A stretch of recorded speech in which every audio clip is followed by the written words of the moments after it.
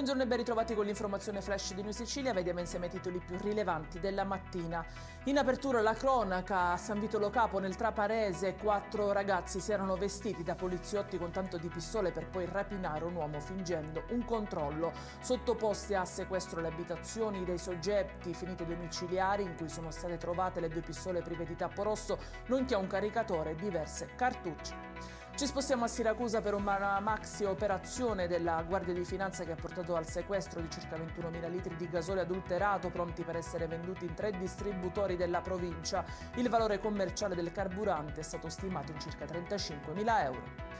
Sit-in di protesta di CGIL, CISL e UIL stamane davanti alla sede dell'ASP di Trapani dopo lo scandalo dei ritardi nella consegna dei referti istologici.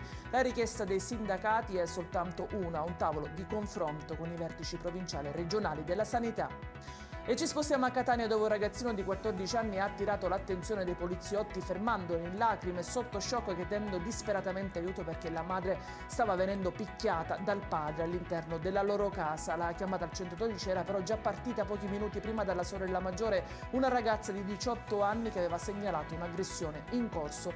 L'uomo, un tunisino di 62 anni, è stato arrestato per violenza domestica. Dovrà adesso invece pagare una multa tra i 1.000 e i 10.000 euro un autista beccato dalle telecamere notturne di Carin nel Palermitano mentre stava buttando dei rifiuti lungo la strada. Il soggetto è stato identificato in via Vespucci, arteria che costeggia l'autostrada e dove si ripetono spesso abbandoni incontrollati di spazzatura.